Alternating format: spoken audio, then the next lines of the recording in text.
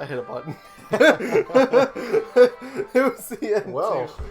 Oh my gosh, my head. What a I was time. headbanging there. What a time. Well, are we recording? we are recording, so that's the intro to this episode. It's gonna cut Cheers, straight into y'all. that. Yep.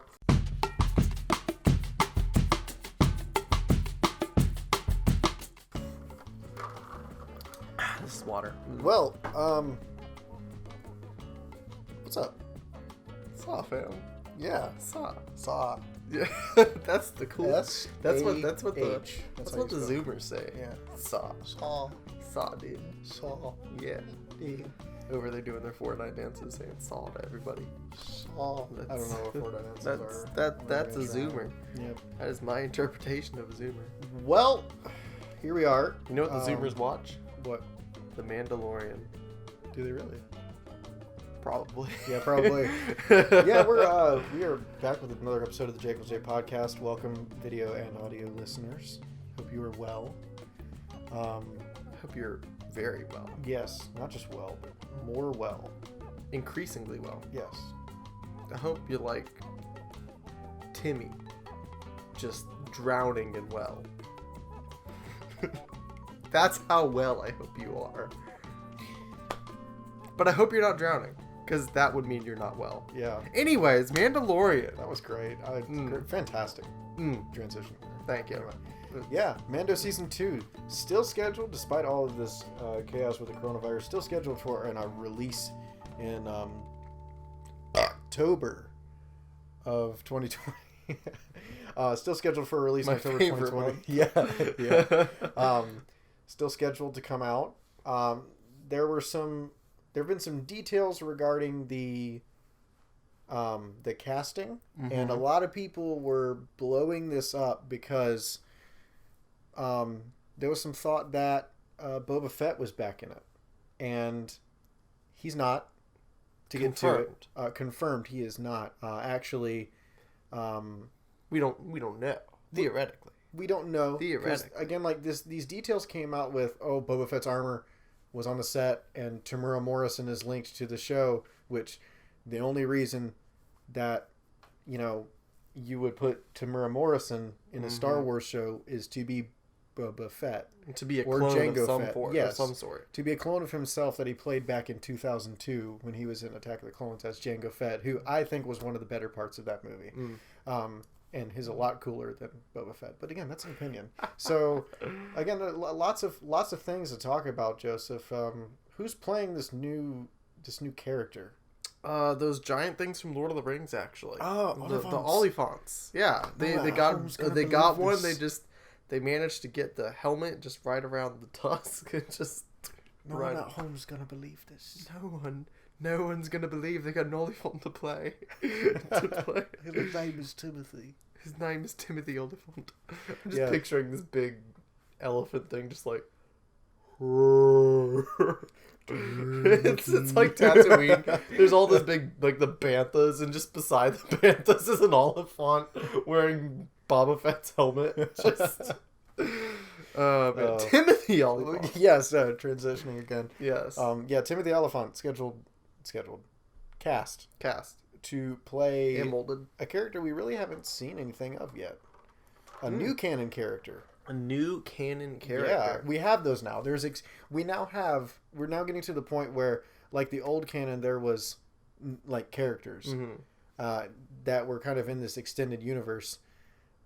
Now we're seeing kind of extended universe canon characters in the new canon, since the old canon was kind of scrubbed when Disney took things over. They're starting to create their own, which is good on them. Which as is much cool. as I hate to see some old characters fade into obscurity. It's I am glad that they're expanded, since they have they've expanded things enough to where they can draw on this well of ideas that they have.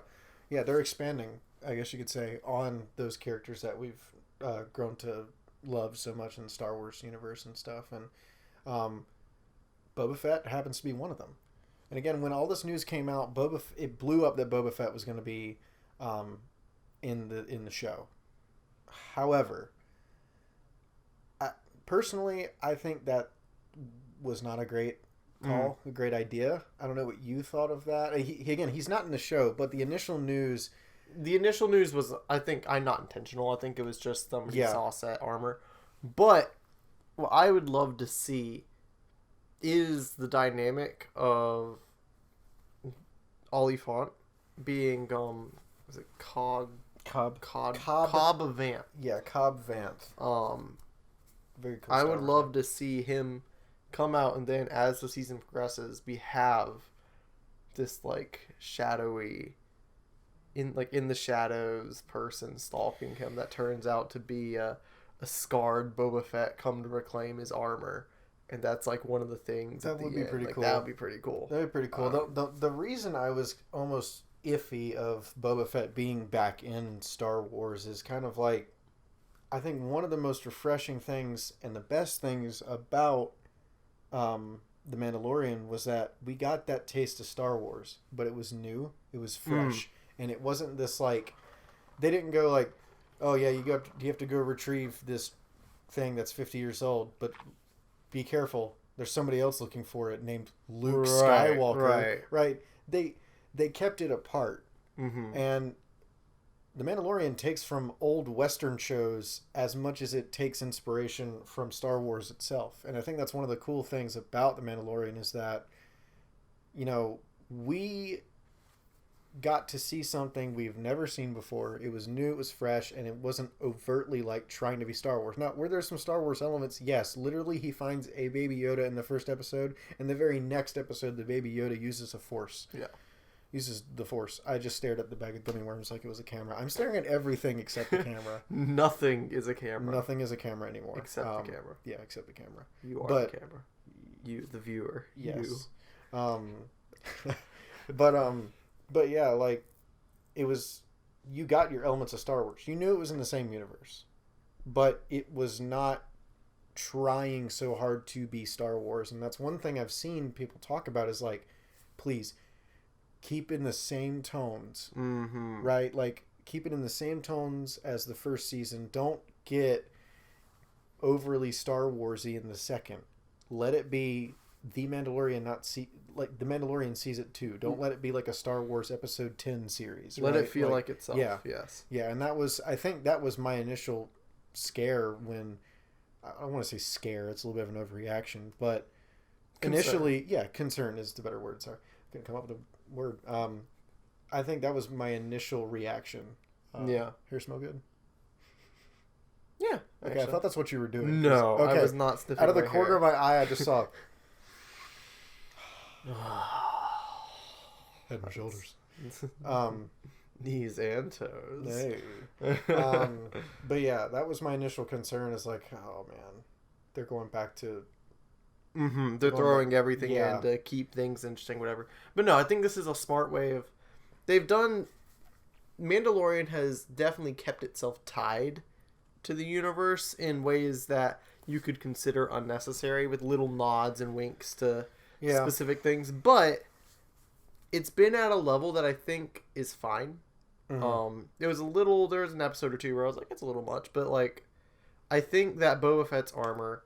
And even at this point, with it not originally being on him, even him being in the series at some point, wouldn't break that. Specifically, since it is also Mandalorian. Yeah. You know, like this is not.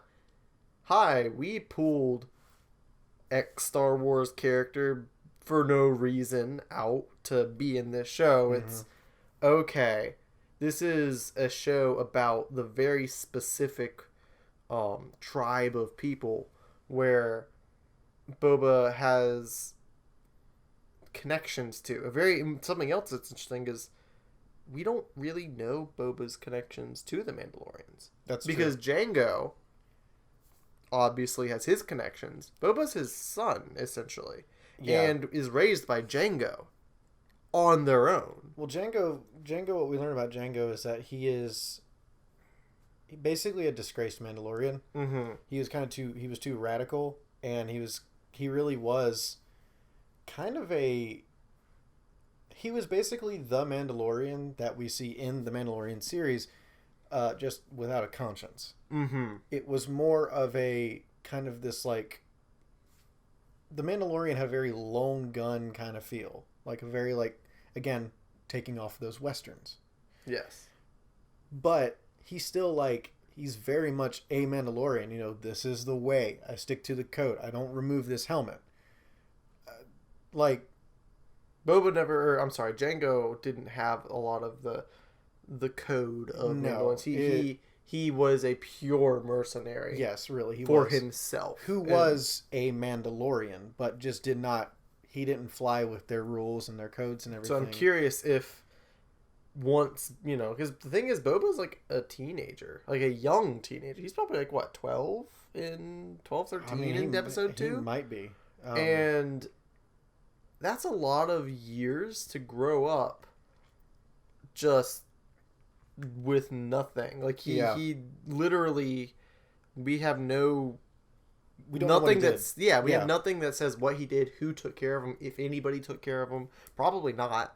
And the last scene we see is him holding Jango's head in the sands of Geonosis, and there's nobody around. Everybody's dead. Everything's left. Everything's left behind. He's left behind. Yeah. And so it's a question of, kind of feel for him. Does he go to the Mandalorians? Do they find because there's that tie there? He has his own armor. I mean, he does. You know. Then is there a connection there? Does he have a hate for the Mandalorians for kicking his dad out in the first place? Like, where is his relationship there? That's a good question. Because he's proud of the Mandalorian armor, or else he wouldn't have got his own. Yeah. No.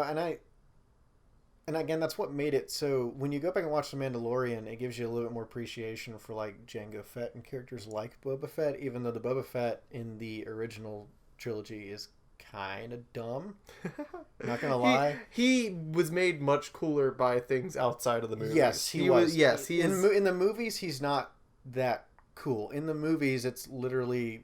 Like, in the movies, he's cool because he is stoic and a kind of mystery. And then in 6, he kind of just is bad. In 6, he literally is hit in the back by a blind man and rolls into the Sarlacc pit. Right. His potential or his prowess was very undercut in that moment, even though he has an extensive pedigree that's referred to, and he's one of the most respected bounty hunters in all the ones mentioned. He's the one who tracks down Solo in the first place. Right. He is a very impressive bounty hunter, but they definitely don't sell that very hard. No, in the movies, that's why in the movies you're just like, wow. And so I'd love to see him have it would be good. Come back and have that survival and that tracking. Again, the greatest strength we see is his ability to keep tabs on people and follow them, which would be the truest aspect of bounty hunting. Yeah. Really. It's like, yes, you have to be able to fight and all that, but if you can't find your target, you're not getting anywhere. Yeah. So to have him be like a stalker in the second season would be really cool. And it's kind of the way Jango is. And I think that's one of the things, like, we have now seen kind of like 2 different kind of Mandalorians. And Boba obviously taking after Jango, lone guns for hire, not all these small jobs. It's big jobs. They pay big, working with the Empire. I'm going to make my bank, and I'm going to go do something else in a little bit. The Mandalorian kind of seems like, he's working for the Mandalorians. He's doing what Mandalorians do. They are a community. Yes. He's going around and he's just like doing like some smaller jobs here and there, but he's really good at it. Mm-hmm. So he does a lot. I feel like he just does a lot more than Jango or Boba did, but it's smaller. Which is funny because in comparison to your normal bounty hunter, it's still bigger than what they've got. But when you compare to the full-blown doing my own thing of being so good you're hired to be cloned for millions of people, it's still small potatoes compared to that. And that's the thing that phrase, right? It's small potatoes. Small potatoes. It is now. Small potatoes and a basket of fries.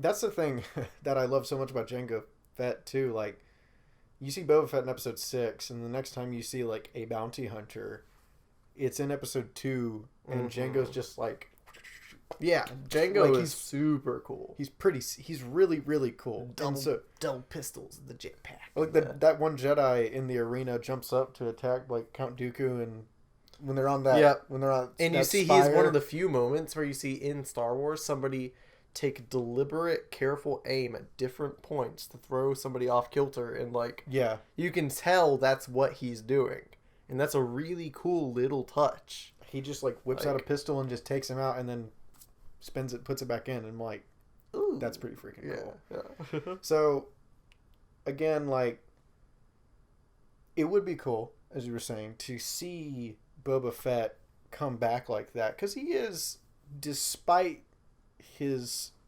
just utter cruddiness in Episode 6, he's pretty cool. He's also a fan favorite. He is a very much fan favorite. Boba Fett by canon is dead. So that's as far as we know. Disappeared. As far as we know, he is still in the Sarlacc pit. And the other reason that he's sorry to interrupt. No. But the other reason that he is such a fan favorite to come back is because it's another remnant of old canon.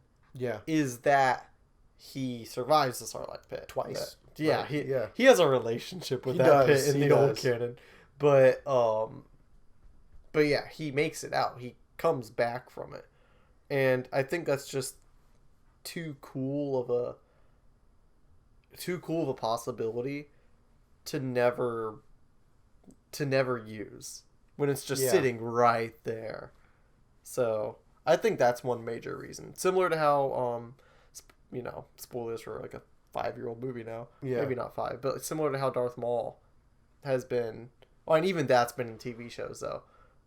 How he was a favorite for the longest time to come back, because in original canon, he survived getting cut in half. Well, he's in the Clone Wars. He's in the Clone Wars. Yes. He's in the Clone Wars. He's in Rebels. Yes. You see his last confrontation with Obi-Wan, mm-hmm. which is like I've never watched any of those shows really. I really need to. I've never watched any of those shows, but I watched the last moment between Obi-Wan and Darth Maul is beautiful. It's really well done.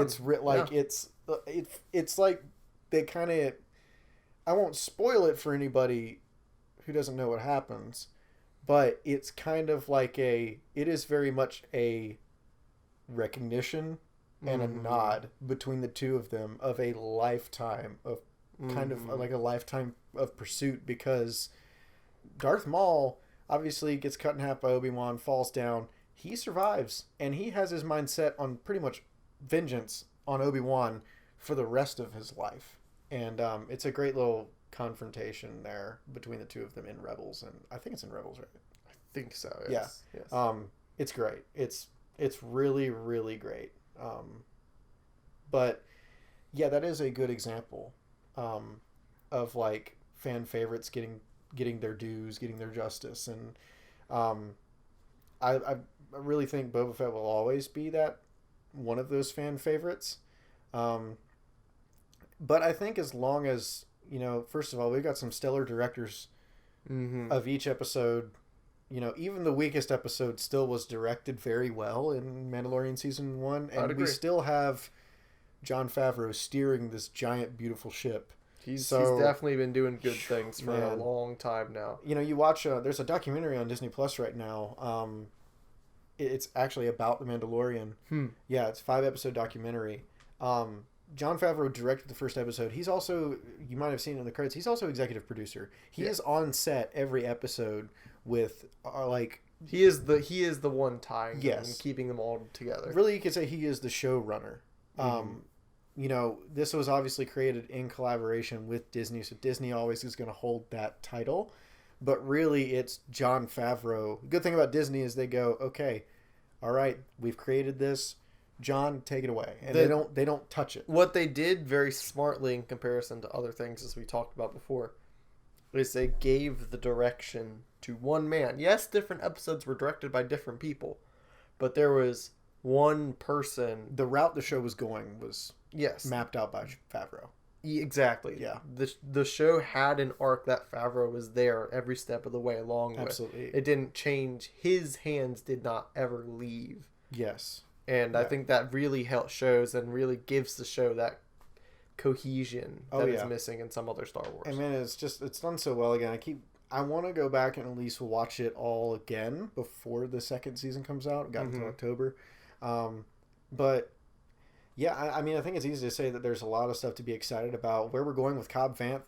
Cobb Vanth does show up in season 1 at the very end of episode 5. When I think maybe it was the girl who voiced Mulan. I think we determined that was who that was. Yes. Yeah. When she, at the end, she's killed. It's episode 5, actually, ironically, the weakest episode. It is one of the weakest ones for me. But at the end, somebody walks up on her body, and that has been confirmed to be Cobb Vanth. Forgot about that, but yeah, no, it's right there. And what a cool Western name, also. It is. Like, even if this was not Star Wars, like Cobb Vanth. Yeah. You know, he walks into he opens the doors of the saloon, and everybody's like shaking, and they're like, Mr. Vanth, Mr. Vanth. And then the bartender hiding behind the bar goes, "It's Cobb," and then like ducks back down, calls the sheriff. Yeah, no, it's they've done such a good job of creating characters, and what's her face is coming back, the former rebel shock trooper, who's actually a UFC fighter in real life, or MMA or something like that. You can see it too. Yeah, oh yeah, good lord. She's coming back. It's exciting, man. Yeah, dude. All the crew. Yeah, man. Except for Nick Nolte and IG-88. Rip. But IG-88 technically wasn't in season 1, by the way. It was. Oh yeah, no, it was IG-11. Yeah, it was IG-11. Yeah.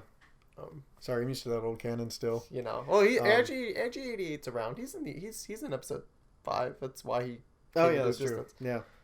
He's just literally a prop. He doesn't actually move. Prop, Most of those guys are props. They probably didn't even have him set to do anything. He just stood there. They could have put a mop in the corner and just like. OG Star Wars, it's what they did. They took household appliances and tools and just shoved them together. Well, there's an explosion where George Lucas actually puts a kitchen sink in some of the matter flying around. There's a kitchen sink somewhere. He threw in the kitchen sink. Yep. It's great. It's little stuff like that. But it's really just excitement for what's to come. I'm very Mandalorian has been the most unifying Star Wars media we've had, and it's great to see that we're going to get more of it. Absolutely. And I think one of the reasons they're so unifying is everybody was like, you know what, okay, we've had basically 9 Star Wars episodes by now. I'm kind of ready to just take a break from the Skywalker saga. I want something new, something fresh, but you still want, like, I'm never going to say no to a Star Wars title, right? But if it gives me something new and something fresh like Mandalorian did and is continuing to do, man, that's going to be really cool. And I'm excited. I want to see more of the other Mandalorians. I want to see more. Obviously, you want to learn a lot about Cobb Vanth, but you also want to see, you know, they all took off. Mandalorian, UFC rebel chick, and Baby Yoda, and somebody else, right? Yeah. Was it Carl Weathers? Yeah. Carl Weathers. Yeah. So yeah, there's lots to look forward to, dude. I'm hyped. All right. Well, we're also hyped because we have more stuff to show you. We have gameplay on the way. Absolutely. The best of the gameplay is the FIFA. Oh yes, absolutely. Particularly my favorite series. So. Yes, absolutely. Yeah. We are doing another FIFA episode. We got that on the way for you. That's gonna be FIFA Chronicles episode 3, Joseph. And we had some practice. Yes. So we're ready to go. Yeah. Ready to have some fun with it. Now we are. That's right. We totally didn't do 2 tries without recording the capture. No. That never happened. Not a chance. Yeah, no. Totally. We're way too smart for that. Smart. Us. Me. Him. Smart. Yes. So we'll see you then. Yeah, see you then. Have a great one, y'all. Peace, guys.